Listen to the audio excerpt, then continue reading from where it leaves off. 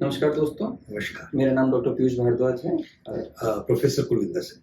हम लोग आज एक बहुत ही ज़रूरी टॉपिक पे डिस्कशन करने जा रहे हैं। जी, अभी कुछ टाइम पहले सर हमारे एक जान-पहचान के थे, जी, तो उनका फ़ोन आया मेरे पास जी।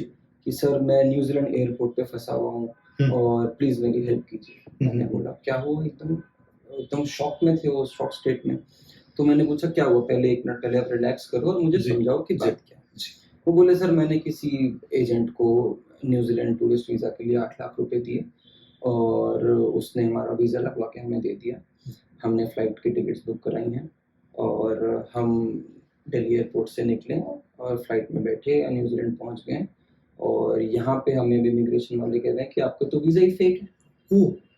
और आप वापस जाइए। हुँ, तो बोले सर हम क्या करें? हमने तो 8 लाख रुपए दिए हैं और इतने पैसे फ्लाइट पे लगा दिए हमने और ये कह रहे हैं वीज़ा फेक है। ऐसे कैसे हो सकता है वीज़ा फेक है?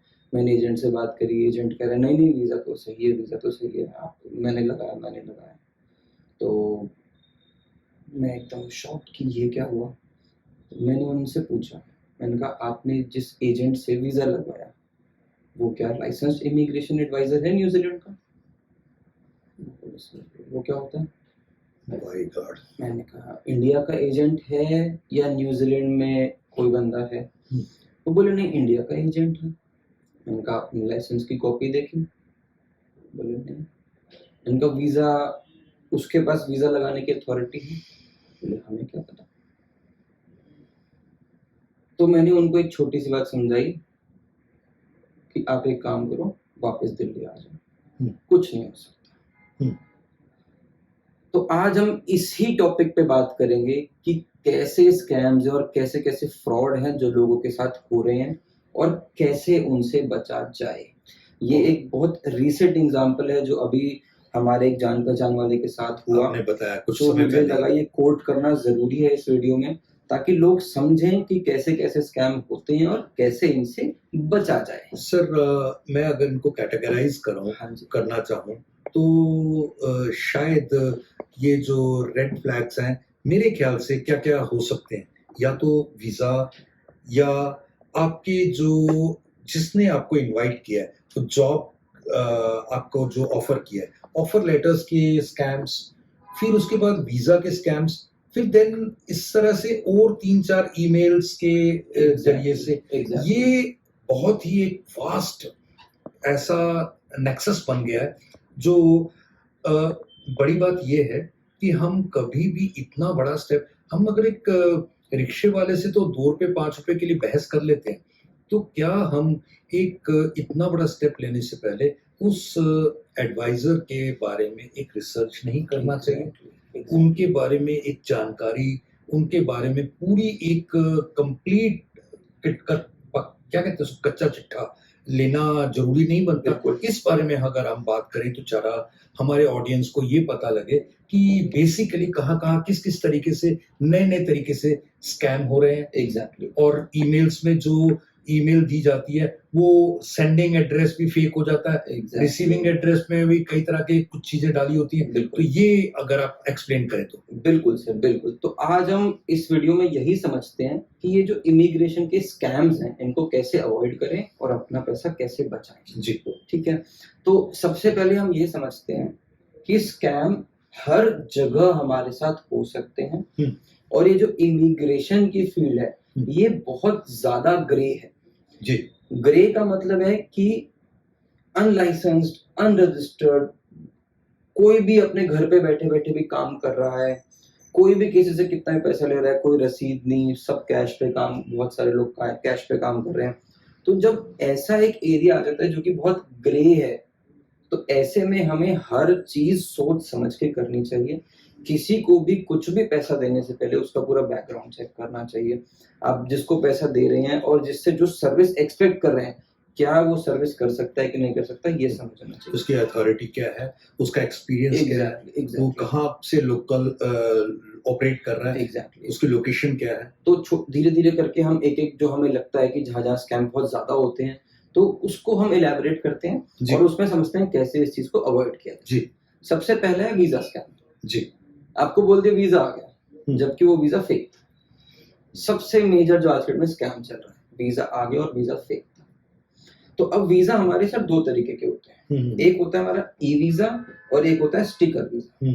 अब जब स्कैम की बातें चल रही है तो ये दोनों में स्कैम है। ई वीजा क्योंकि एक ऑनलाइन तरीका है, उसमें जिसको फेक करना है वो किसी का भी एक ई वीजा की कॉपी उठाएगा, उसको एडिट करेगा, आपका एडिट किया नाम वाम जो कि आप भी नहीं समझ सकते, बहुत बड़ी इमिग्रेशन वाले भी नहीं समझ पाते, पर जब वो डेटाबेस में सर्च करते हैं उस बारकोड के थ्रू कि ये नंबर है वीजा का, तो पता चलता है ये तो किसी और के नाम का वीजा है और नाम आपका लिखा हुआ है इस पे, तो तभी जाके पता चलता है।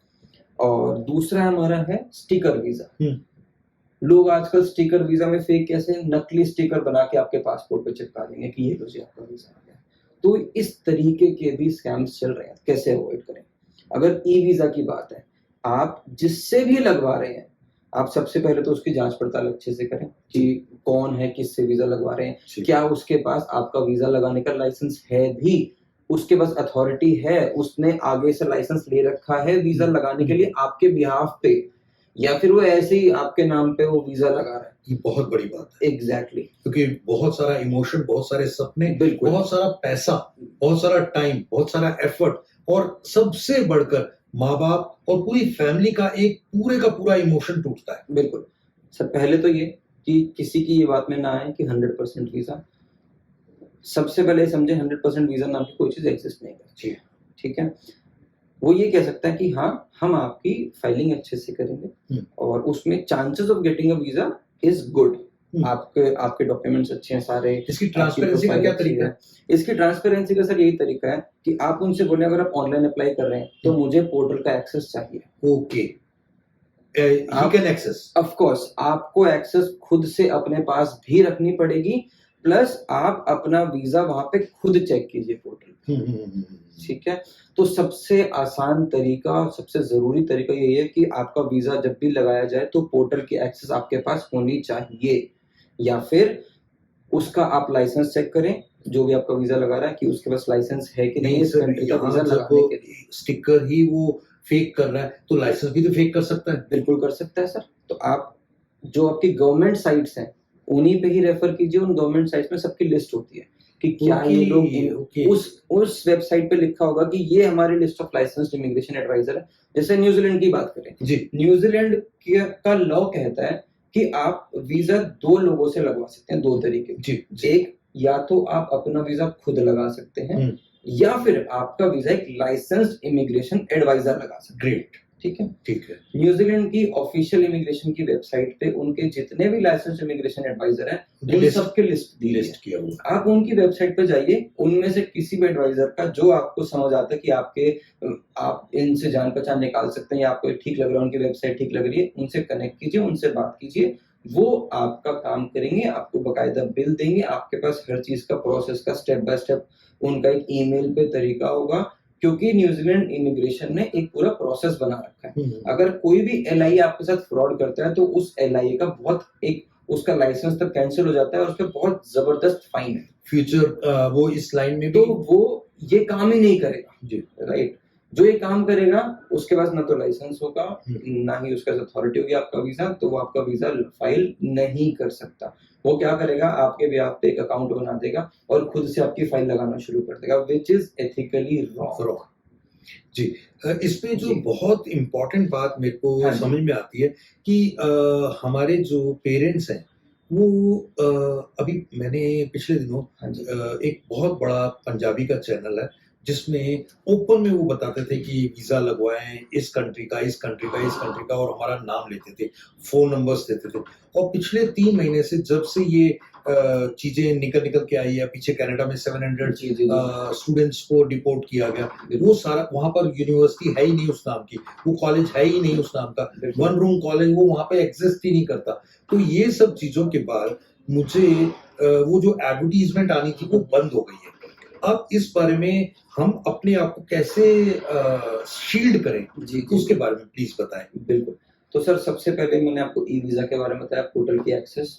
स्टिकर वीजा की बात आती है तो आप सबमिट खुद कराने जाएं, कोरियर फैसिलिटी ना लें और खुद जाके पिक करें अपने सामने। ओके। किसी को भी अलाउ ना करें अपना पासपोर्ट एम्बेसी या फिर वीएफएस या बीएलएस जो भी एजेंसीज के थ्रू आपने जमा किया है वहां से पिक करने का, क्योंकि आपने अगर दूसरी जगह से कुरियर करवा दिया किसी भी एजेंट, आपने उसको लिबर्टी दे दी कि वो आपके पासपोर्ट पे कोई भी चीज ऐड कर सकता है, तो ओके। वो एक गलती आपने खुद कर दी। तो जो आपको ये कह रहे कुरियर फैसिलिटी ले लो जी हमारे एड्रेस पहुंचा दो, नहीं, नो, हम अपना पासपोर्ट खुद से, चाहे हमारा 10 घंटे लगे, हम जाके खुद पिक करेंगे, ठीक है। ग्रेट। बहुत जरूरी चीज है ये वाली। उसके बाद सर फेक जॉब ऑफर्स आजकल देते हैं, कहते हैं हम आपकी जॉब लगवा देंगे। तो जॉब लगवाने के लिए हमने प्रीवियस वीडियो में भी डिस्कस किया था कि वर्क परमिट आ जाते हैं। वर्क परमिट के लिए आपके पास कुछ पावर ऑफ अटॉर्नी है, आप एज अ कंपनी आप कह रहे हैं हम आपको रिक्रूट कर देंगे, रिक्रूटिंग एजेंसी का लाइसेंस है, चलिए मान लिया आप रिक्रूट नहीं कर रहे हैं, आप कह रहे हैं हम रिक्रूटिंग एजेंसीज के साथ हमने टाई अप कर रखा है और हम तो कंसल्टेशन प्रोवाइड कर रहे हैं। तो क्या आपके पास उस कंसल्टेशन का कुछ एग्रीमेंट है, आपके पास डिमांड लिस्ट है, कुछ भी कागज है आपके पास जी, उस जी, जी, कंपनी जी, में जी। नौकरी लगवाने का? उनके साथ कुछ आपने एग्रीमेंट्स किए हैं? एग्जैक्टली। जी, जी। तो मान लीजिए आपके पास जॉब ऑफर आ जाता है XYZ कंपनी का, तो गूगल पे सर्च कीजिए उस XYZ कंपनी को, उसकी ऑफिशियल वेबसाइट पे जाइए, जो ऑफर लेटर पे लिखी है ईमेल उसको छोड़ दीजिए, गूगल पे कंपनी को सर्च कीजिए, उसकी ऑफिशियल वेबसाइट पे जाइए, उस कंपनी के बारे में पहले तो गूगल पे रिसर्च कीजिए, कब की रजिस्टर्ड है, कितने एम्प्लॉयज हैं, क्या टर्नओवर है, फिर उस कंपनी की वेबसाइट पे जाके उनकी HR को या उनकी जो कॉन्टैक्टर्स की ईमेल है उनको मेल करो अपने ऑफर को अटैच करके कि जी ये मेरे कंसल्टेंट है, उसने ये मेरे को जॉब ऑफर दिया है, क्या ये जॉब ऑफर सही है, वैलिड है, please verify and let me know. अच्छा, इस प्रोसेस के लिए क्या वो जो रेलेवेंट पर्सन्स हैं कुछ चार्ज करते हैं या फ्री ऑफ कॉस्ट वेरीफाई करके दे देंगे हमें? सर कंपनी कभी भी जॉब ऑफर को वेरीफाई करने के चार्जेस नहीं लेती है, सर, कभी भी नहीं लेती जिस है। चीज का चार्ज भी नहीं है वो भी काम हम नहीं कर रहे। एग्जैक्टली, कंपनी कभी भी, मान लीजिए हम लोग एक कंपनी, हम किसी को रिक्रूट कर रहे हैं, तो अगर कोई हमारे पास आता है कि जी मेरे पास आपकी कंपनी का ऑफर लेटर है, मुझे कल से ज्वाइन करना है, तो अगर मैंने उसको रिक्रूट किया है तो मैं उसको हाई तो करूंगा कि हाँ जी हमने आपको रिक्रूट किया है, या ना आप कर कल दूंगा से कि ये आइए, मेरा नहीं है। वरना मैं कह दूंगा कि जी ये फेक ऑफर लेटर है, हमने आपको रिक्रूट ही नहीं किया है, तो आपको किसी ने भी ऑफर लेटर दिया हो, दिस इज फेक, हमारी कोई कमिटमेंट नहीं है आपसे इस टाइम पे, राइट। तो हम बड़ी क्लियरली बता देंगे और इसमें पैसे की इन्वॉल्वमेंट कहीं है ही नहीं, क्योंकि it is about our company, stake of our company और reputation of our company, right. तो ये Great. बहुत जरूरी है। तो ऑफर लेटर, वीजा के स्कैम, इन सब स्कैम से बहुत दूर रहना चाहिए। किसी जो आपको too good to be true बोलते हैं ना सर, जिस चीज को, जी जी जी आपको जहां लगता है ना कि ये वाला offer too good to be true, आपको ऐसे बोल दिया 100% आपको वीजा 30 दिन में, तो वही एक रेड फ्लैग है कि इतनी जल्दी कैसे हो सकता है। मान लीजिए मेरे को एम्बेसी कहती है कि हमारा टर्न अराउंड टाइम 4 महीने है, 4 महीने तो एम्बेसी कह रही है कि हम लेंगे, और ये एक एजेंट जो अपने आप को एक एजेंट कह रहा है या कंसल्टेंट कह रहा है, ये एक ऑफिस खोल के बैठे कह रहे हैं 1 महीने में वीजा दिला देंगे, एम्बेसी से भी ऊपर हो गया एजेंट, तो फिर तो मैं तो doesn't make sense. Satish ji, मुझे तो आपकी बातों से एक फिल्म का डायलॉग नजर आ रहा है। पीछे एक फिल्म आई थी हेरा फेरी, उसमें जब भी वो कुछ गड़बड़ करने जाता है तो उसके कोई एक आवाज सुनाई देती है, गोलमाल है, वो गाना सुनाई देना चाहिए। बिल्कुल, मेरे ख्याल से ये चौकन्ना रहना चाहिए। जिसके पास काम दे रही है उसकी वेबसाइट चेक करो, उसके लाइसेंसेस चेक करो, कंपनी किस टाइप की है, प्राइवेट लिमिटेड है, LLP है, प्रोप्राइटरशिप है। हम हर वीडियो में ये वाली बात को एम्फसाइज करते हैं, क्योंकि आपको और लोगों को लगता होगा कि यार ये एक ही चीज के ऊपर क्यों इतना स्ट्रेस दे रहे हैं। और मैं इसी के साथ आप सबको एक बार फिर कहूंगा कि ये हो सकता है वीडियो आपके काम का ना हो, क्योंकि आपने नहीं जाना या आपके लिए ये ज्यादा यूजफुल नहीं है, लेकिन बहुत सारे आपके रिलेटिव्स, फ्रेंड्स या और लोग इसके फायदे उठा सकते हैं। कृपया उनके साथ जरूर शेयर करें। इसी के साथ आज का वीडियो खत्म करने की इजाजत चाहेंगे। बिल्कुल, थैंक यू।